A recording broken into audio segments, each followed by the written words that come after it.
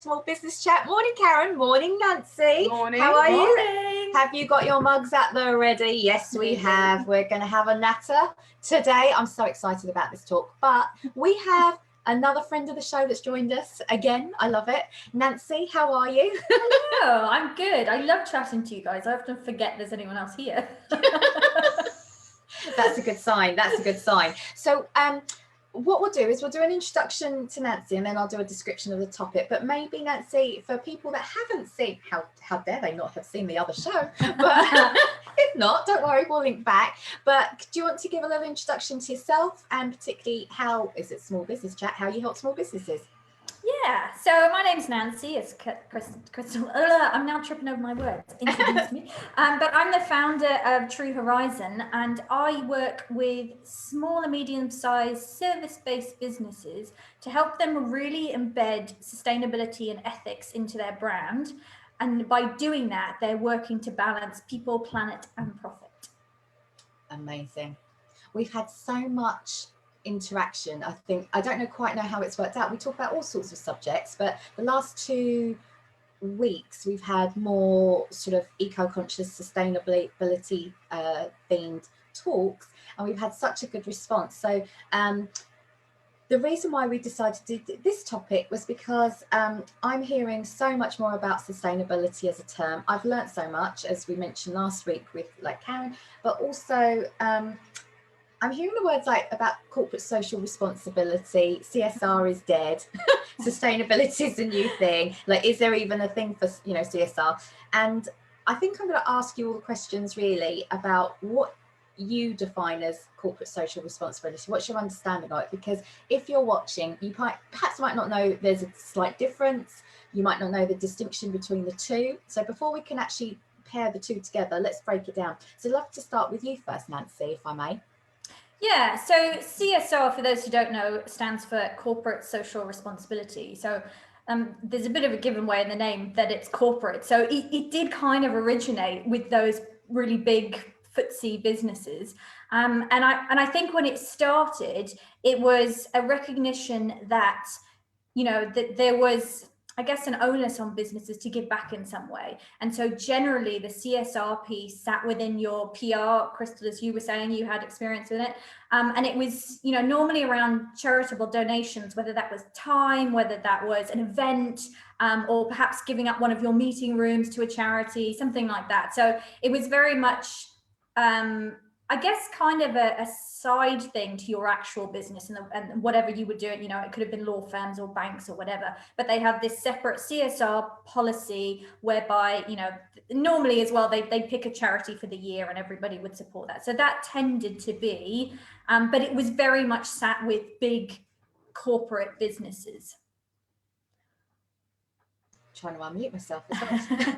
And I think that, like you said, I've kind of noticed it I've learned about it from a PR perspective, in the sense that businesses are trying to show that they are responsible, they can be trusted, that like trust factor, they're giving back to the community, making their donations. I think what you were saying as well is that this was very much self-regulated initially. Like it was very much a PR exercise for some people, a tick box, as it were, that look at us, look at what we're doing, and they're not really doing it. I happened to, a couple of years back, I was learning a little bit more about the charity sector and how corporations and charities can work together. And I don't know about you, I'm seeing a lot in terms of comms, but it was very much the CEO chose which charity that they wanted to support. The rest of the team then had to then go along with it. Yeah. There was no real alignment. Whereas now what you're seeing is that companies, and this even goes back to branding really, but company alignment and visions are all together. We're communicating it so that we work as a unit, and what do we do as a unit to make a better change. Whereas back in the old days, I suppose, CSR very much stunted, but also from a charity perspective, measuring impact wasn't really the agenda. No. It was all about just doing the work and just trying to make a difference. But the measurement and the communication back was somewhat missing. But ultimately, companies that did take on CSR, for me, still had those values. They had purpose, they had empathy, engagement, but they really wanted to make a change. So I think from that aspect, I actually see the value of CSR, and I've understood it. I'm kind of feeling a little bit sorry for it because, you know, I'm sitting there thinking, yeah, there are some really good companies out there that did do it, that actually did make an impact. Yeah. So let's talk about now what we've seen, this change that's come along, or there's changing conversation about sustainability. Can you talk a little bit more broadly about what that is? Yeah. I think the first thing to mention is that there is so much terminology, you know, whether it's corporate social responsibility, sustainability, you know, we were talking earlier about different phrases you might hear, purpose-led, you know, conscious business. And I guess the underlying factor is it is confusing because it means different things to different people. But ultimately, if you really want a sustainable business, it does all of those things. It looks at people, planet, and profit. If you're not profitable, you can't have a positive impact because you're probably not going to survive. If you're, you know, in that business model of, you know, a for-profit business, I'm not talking about charities here, but the key thing here is that it's not, or it shouldn't be, separate. So we think historically CSR was separate. Now actually what you want is your sustainability strategy to be embedded, to be part of everything you do. So, you know, you're not just thinking about the community kind of as an afterthought, you're doing it within your business. So you're looking at environment and people, and it's not just community, it's internally as well, it's your employees. How can you build all of that into your everyday operations? And I think the key is, because it kind of tended to be with larger established businesses, if you do it as a small business, as you scale and as you grow, you know you can hang on to that because you've embedded it in everything you do. If you leave it till you're larger, it's much harder because you're having to come back and relook at your procedures and how you do everything and reconsider whether you've taken people and planet into account and all of those things. So I think with all the talk of greenwash, people are now going, okay, this isn't an add-on. This has to be the central part. This has to be the core of your brand, your values, your mission. And it does look slightly different to different people because you will have different passions, and that's totally fine. But the important thing is to make sure you've embedded it in your everyday operations. That is such the difference, I think, is that, you know, purpose driven for me now is that we're looking forward. And I'm not saying that CSR companies don't do that now. I think there's going to be a shift. But I think that this is going to be, I just want, I'm seeing who's leading that conversation. Yeah. And I think that in terms of, if we were to put two camps side by side, sustainability is really leading it, isn't it? Yeah, exactly. And I think ultimately it's a different business model to what we're used to perhaps, but it's a better business model, and your business can grow and thrive using that model because everything is then aligned and you're not making decisions where certain things are at odds with each other. Everything's kind of pointing in the same direction, and so it works. I think just so, because what you're saying was something like B-Corp, they're looking at measuring every single aspect of the business, aren't you? Whereas corporate social responsibility was a department as such, that just dealt with that sort of thing. So I think that's why perhaps people, it does get a little bit of a bad rap, or it doesn't take. I think what's confusing for me, maybe others, is does corporate social responsibility, CSR, take into account the environment? Is a B-Corp something that's actually brought that more into the fold? Yeah, see, historically CSR didn't. It kind of sat within the comms team or the PR team. It was something you did alongside your business. And that's not to say that people who did CSR didn't look at environmental aspects in a separate way, but probably not within their CSR policy. That was a separate piece. And I think that's right. When we talk about something like B corporations, they've sort of set up guidelines and a framework that helps you embed all of that. So it helps you with processes, it helps you engage with your employees, it helps you set targets and track them. And I think I actually had a call with somebody from B Lab the other day, and they said the UK is now the second largest B Corp market, and we increased the number of B Corps in the UK increased 116% in the last 12 months. So it's absolutely taken off. And I think it's because a lot of people want to do the right thing, but either they start it and they get stuck, or they just don't know where to start. They don't know how to really do that in a way that will, not be too admin heavy or be confusing. And the thing I like about B Corp is that, because I understand that certification is not for everyone, and that's totally fine, but you can use the framework and the tools absolutely free. You can sign up, make an account, and put your business through it. It'll benchmark you against other similar businesses, and you don't have to pay a penny unless you go down the certification route. So the inclusivity of that, I think, is really lovely, and I think that's why it appeals to a lot of businesses. And actually, if you do go down the certification route, it's an easy way to communicate your values. You have that stamp that says, do you know what, I was rigorously audited about everything I do within my business. There's six or seven different sections. So, it really is covering your operations as a whole.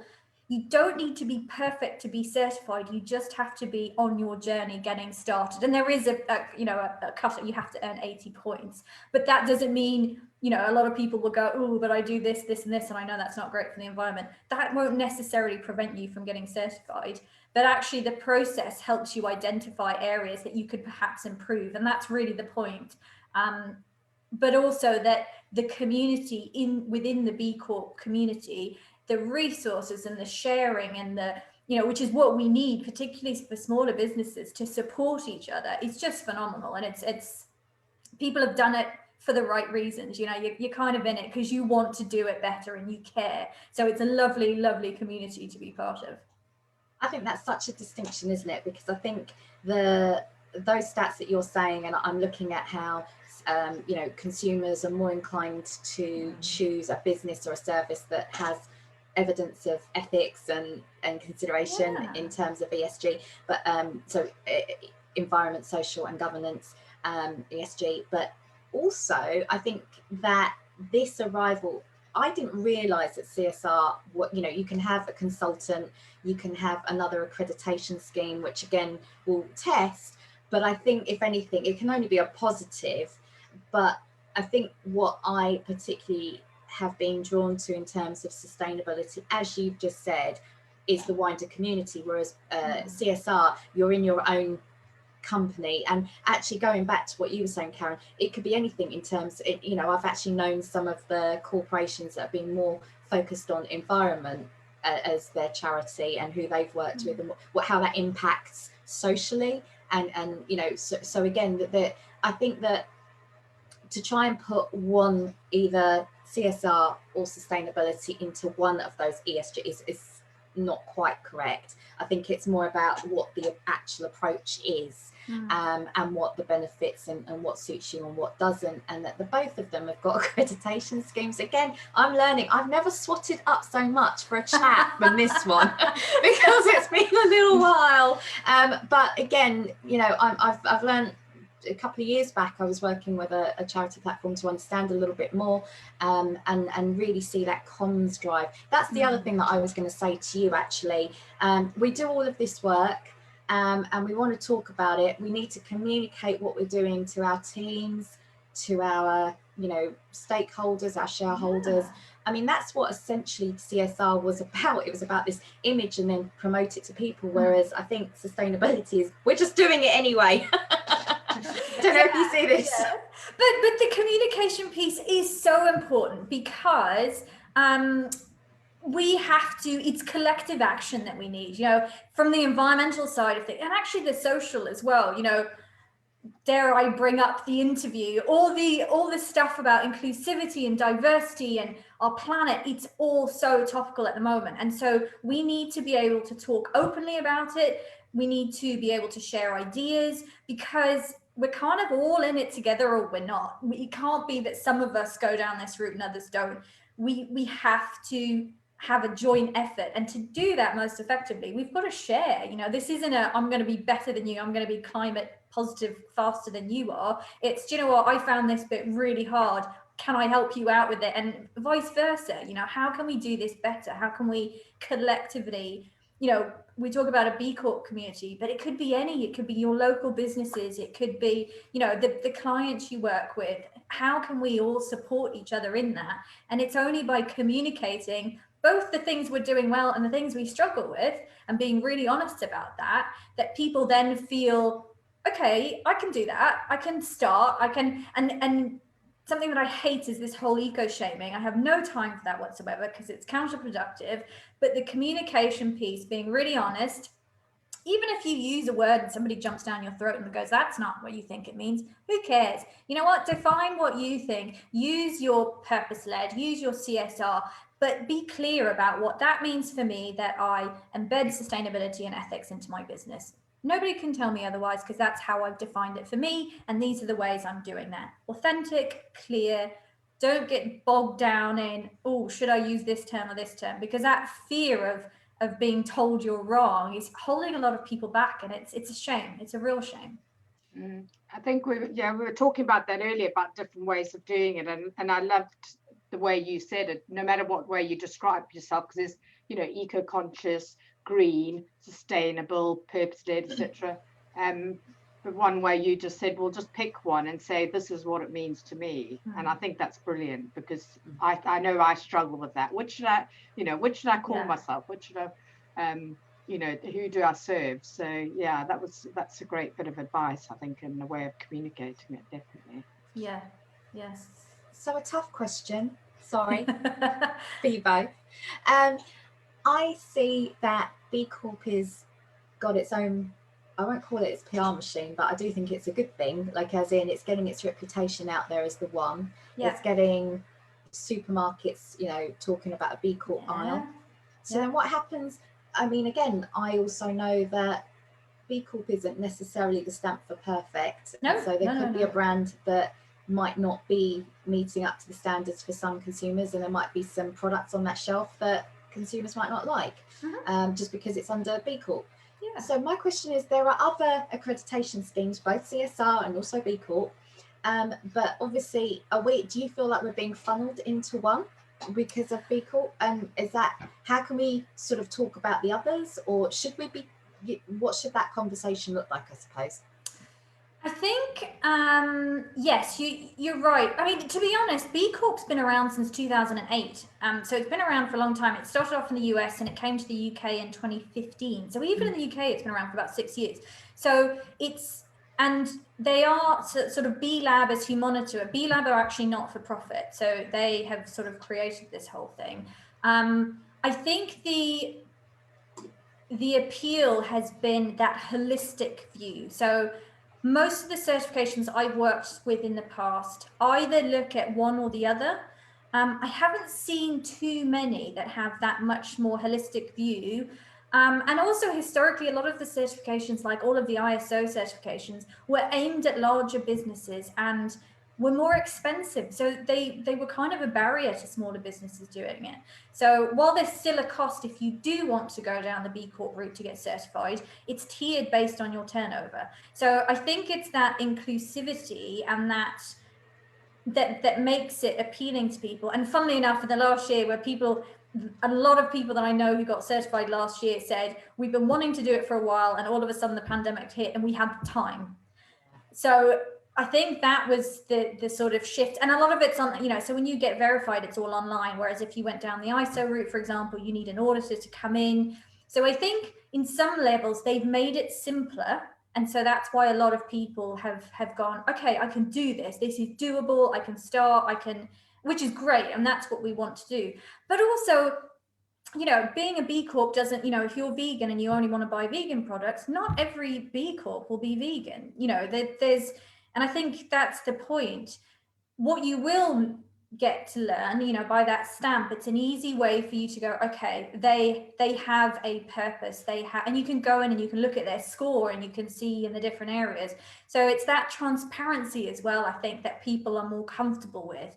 So you won't necessarily like every B Corp or any certification, but it gives you an easier way to say, okay, because it's hard to know what sits behind a brand. And if you do want to buy from a better brand, what do? Do you spend hours on end trying to find a better one? Or actually, Is a certification like B Corp making it easier for consumers as well to go, okay, there's a starting point. If you're a B Corp, I know you've had to do X, Y, and Z to get it. So we're already sort of comfortable that I might like you. And then that effort level isn't as much to start with. So I think that's kind of, but that doesn't at all mean that if you've decided not to go down that route, you can't be value-led or purpose-led or any of those things. But it's easier to communicate that. So if you're not going down a certification route, make sure you're communicating it well in a different way. But that's fine.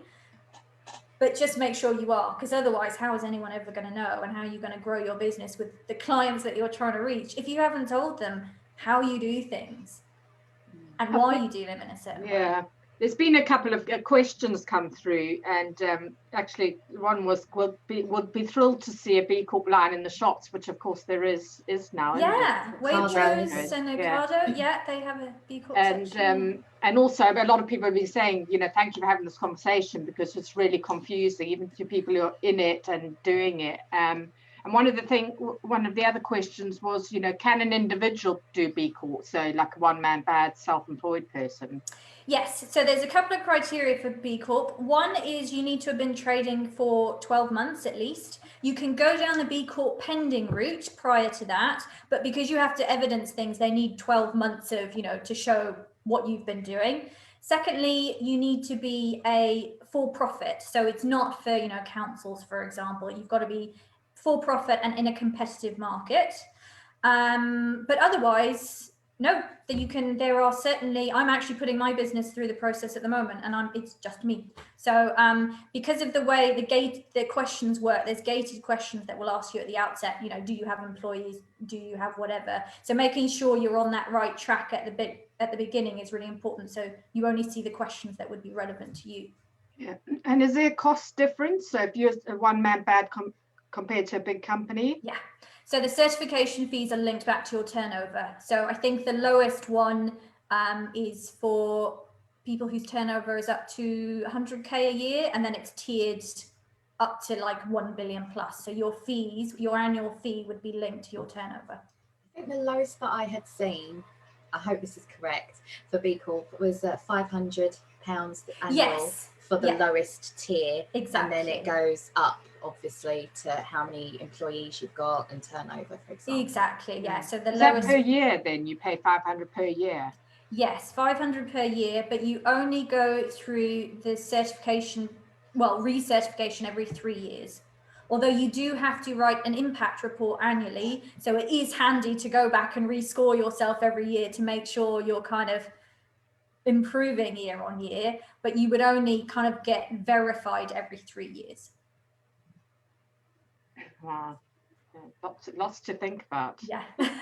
Yeah, I think it's a few other comments we've had here. Yeah, definitely it makes it easier for consumers. At least there's less you need to look into. Yeah. Yeah, and 100% a better business model. So. And also, I quite like the fact that it's nice to know it's not just confusing and lots of info for normal business owners. Like, absolutely, we've been saying this from like our earlier shows. It's like, you don't have to be established and successful to do the right thing. Like, you can take those steps now. Exactly what Nancy was saying earlier in this chat, and I think that's so true, is that, I've learned so much myself, but just imagine how much easier it would have been if when I started, it was all laid out nicely. Yeah, exactly. I know it is confusing. And, when we talk about the wording you use, I'm so conscious of it because I think, well, I mean this, but how is somebody else going to take it? And that will always be the case. And I think that's where that transparency is really key. At no point, even me who works with other businesses to do it, at no point should you be coming across as I'm perfect, I've got it all sorted. Nobody does. It's a work in progress. There is no silver bullet here. I wish there was. I wish there was something we could all do and then it would be fine, but there isn't. You've just got to work within your budgets, within your, your timelines. Make sure that there's no point in crippling yourself and delivering to your clients because you're trying to be more sustainable. You won't be able to keep that going. You've got to make a plan, work out where you want to be, and then break it down the way you would with any other strategy in your business. Break it down into manageable pieces and manageable milestones. And that's the only way. And then you just keep working to improve. Fantastic. This is amazing. I feel like I could just talk to you for hours, but we're actually doing really well on time. I did say to both of the ladies at the beginning, I don't know how I'm going to be able to just like keep within time, but I think we've structured the chat this time and sorted up to go, right, how do we break it down to make it easier? But if you do have any questions, please pop them down, because obviously we'll make sure that we answer them afterwards. There's both on Karen and mine, our Facebook page, and then also on our YouTube channels if you have any questions as well. Yeah. But this has been so insightful. Now tell us, Nancy, you were saying how you help businesses, so perhaps if you want to expand a little bit more on that and the process and the time, because I know Karen is embarking on this as well. Yes, she is. Yeah, so I work with businesses to help them kind of get that strategy in place. So the first thing I do with every business, if I'm working with them one-to-one, is I have a service called My Sustainability Compass. And the point of that compass is you're getting a direction and a roadmap for your business. So we sit down, we get under the skin of your business, understand your mission, your values, and then how you can align your people, planet, and profit all together. And that initial piece is so important to really embed it and actually set you up in a way that it's not going to be too admin heavy to keep it going. You don't want it to be admin heavy, and you want it to sit across different areas of your business, not with one person who's responsible for everything, because it just doesn't work. So it's actually kind of helping you to work through that process about what do we want to be doing? How do we want to set ourselves apart? And then when you do that, how are you going to communicate that? And what is your plan to get you there? How do you break down your long-term plan into those smaller manageable goals? So it's almost like that first stage is facilitating a conversation, because once you get it started and the more people you get involved, people go, oh, I really wanted to do this, but I didn't know if we could do it. And so much comes up about how you can just do, and a lot of it, people worry that it's going to be really expensive to make those changes. There's always going to be behavioral changes, really low cost, no cost wins that you start with so that you build that momentum. And then, because what's really important to me is that you're tracking this stuff. As you can start to see those savings and those improvements, you can reinvest that money back into your business, into those things. So I think a lot of people are scared that I'm going to come in and go, right, you've got to rip your heating out and replace it. No, that's not what we're going to do. We're going to look at how you use your heat.